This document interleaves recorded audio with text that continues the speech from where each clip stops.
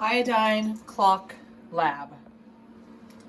The objective is to measure the rate of reaction, to measure the effect of a change concentration of rate of reaction, and to measure the effect of a change of temperature on the rate of reaction.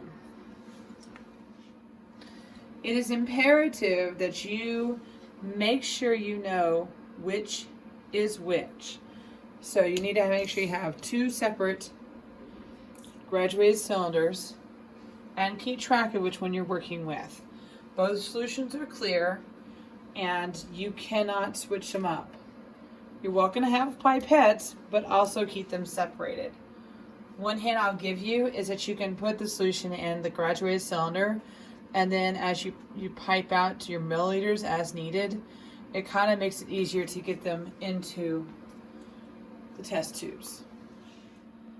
Make sure you wear your personal protective gear throughout the lab.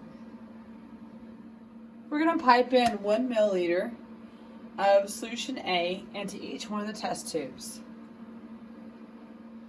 Then we're going to pipe in 1 milliliter of solution B into each one of the test tubes. For the next part, we're going to reverse it, and we're going to put in 1, 2, 3, 4, and 5 milliliters of solution B, and we're going to add 1 milliliter of solution A to the solution. Once you complete parts 1 and 2, you're going to go on to part 3, in which you're going to be diluting solution A. You're going to add 5 milliliters of test tube A, solution A to a test tube, and 1 milliliter of solution B to the test tube, and how long it takes for it to turn color. Then you're going to change it to 4 milliliters with 1 and 1 milliliter of water. Then you're going to have 3 milliliters of solution A, 1 milliliter of solution B, and 2 milliliters of water. So as you decrease your amount of solution A, you're going to be adding water to dilute the solution. Then we're going to look at how fast we can make this reaction occur by reversing that. So this time, solution B is going to be the one that we're going to be diluting. And so solution A will be 1 milliliter throughout the whole lab. And we're going to be decreasing solution B to 5, 4, 3, 2, and 1. And we're going to be adding the water to it. So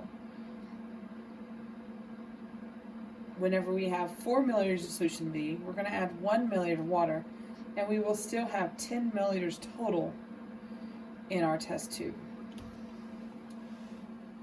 Follow the instructions on the lab. The final thing is you're going to be altering the temperature. So we're going to have a cold water bath, and then we're going to have a hot water bath. Now, to do this, you're going to take a test beaker,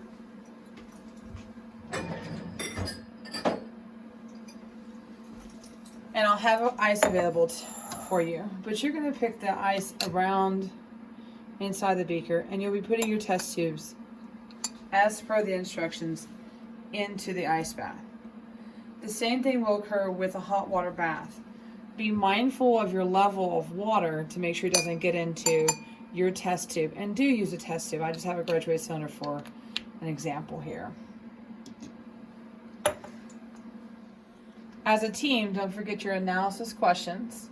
I am going to want you to create 3 graphs showing what happens in part 1, 2, and 5. So you will be graphing data again. And a lot of this lab is looking to see what happens as we alter different aspects of this. So that's what we're looking at, because we want to know what happens to our reaction rate. We're getting into kinetics of lab, of reactions, and so we need to look at all different aspects of this in order to understand what's happening. And as always, don't forget your standard 5 post lab.